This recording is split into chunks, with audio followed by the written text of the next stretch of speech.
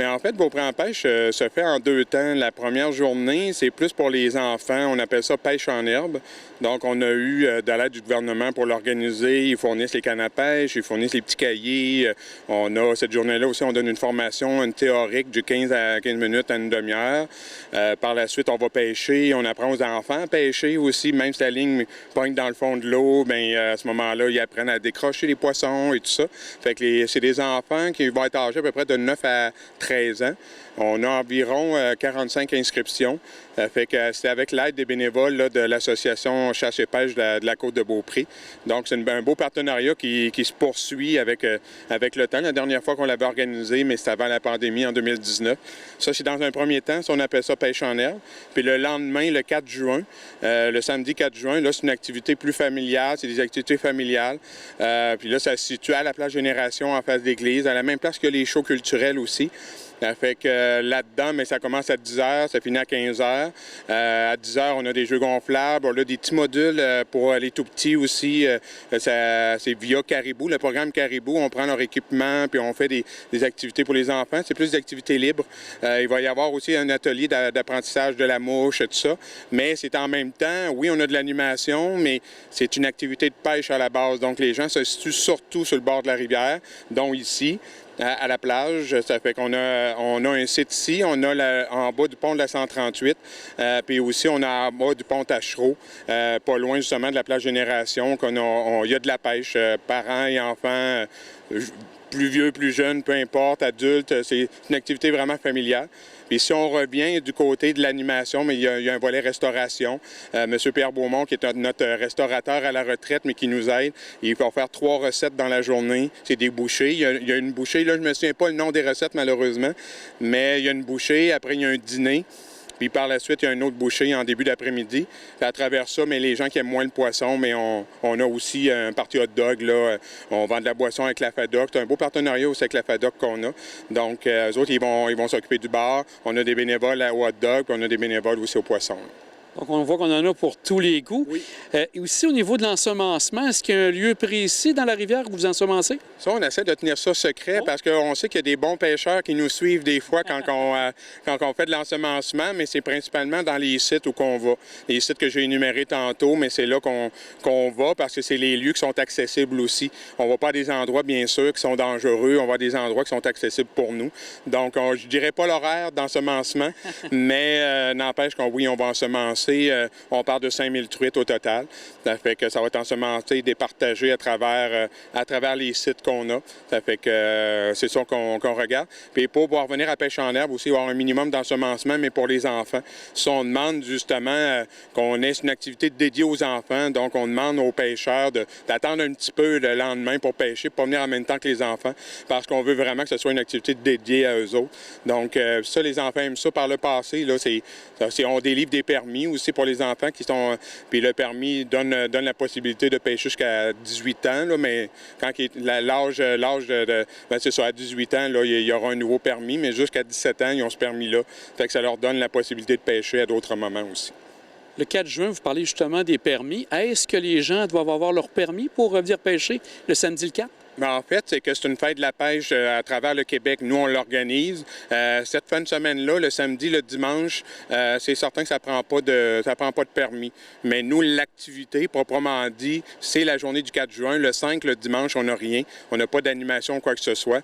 Mais en principe, le 4, lors de notre activité, les gens n'ont pas besoin de permis de pêche. Ils ont des quotas. Il y a peut-être des agents de la faune aussi qui peuvent venir vérifier les quotas à travers les sites aussi. Parce qu'il y a oui, par le passé, c'est déjà arrivé que les gens, qu'on le veuille ou non, les truites ensemencées, des fois, c'est un peu plus facile à pêcher, mais on demande aux gens, bien sûr, de respecter les quotas qui sont des règles provinciales établies, là. Est-ce que c'est les gens de toute la Côte de Beaupré qui sont invités à venir le 4 juin? Oui, il n'y a pas de... On ne fait pas de... Il n'y a pas un endroit où on dit tu viens de où et comment. C'est pas mal une activité qui est pour tous les goûts, pour tous les âges, mais aussi pour tous les lieux. Fait qu'il peut y avoir des gens de Québec, il peut y avoir des gens de Charlevoix, il peut y avoir des gens de la Côte-de-Beaupré, bien sûr, mais c'est pas là qu'on commence à montrer les cartes des preuves de résidence. Au contraire, là, on veut qu'il y ait des gens qui participent à notre activité. Puis celui aussi qui va pêcher la truite chanceuse la journée du 4, le samedi le 4 juin, entre 10h et 15h, s'il y a quelqu'un qui la pêche là, mais là, il y a un 250 $ qui va être remis à cette personne-là, donc elle va être taguée. Donc ça aussi, là, ça va être annoncé.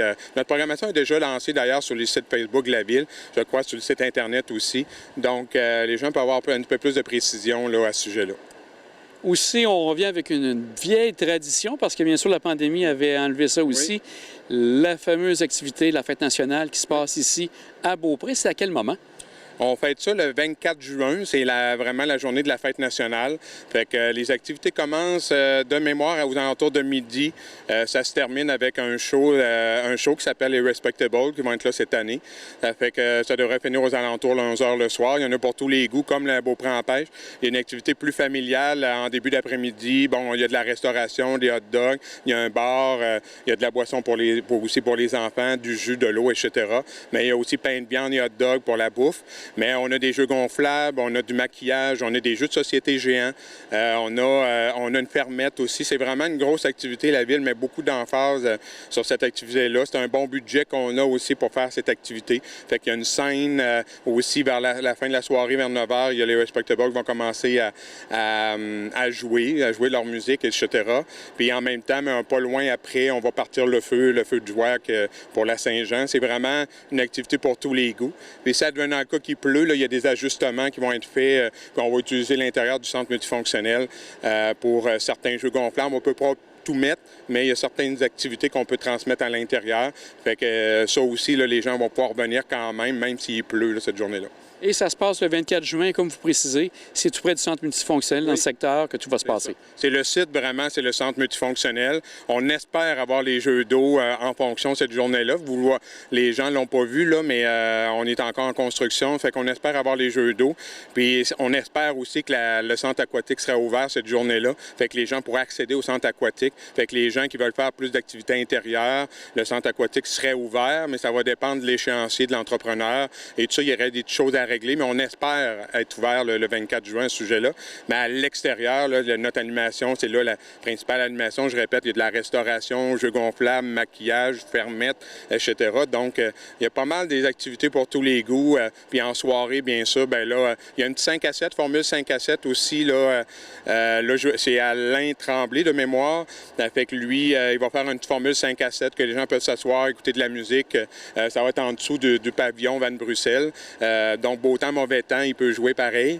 Puis, par la suite, ben là, le show va commencer après lui. Il y a de la danse en ligne aussi que j'oubliais dans la programmation.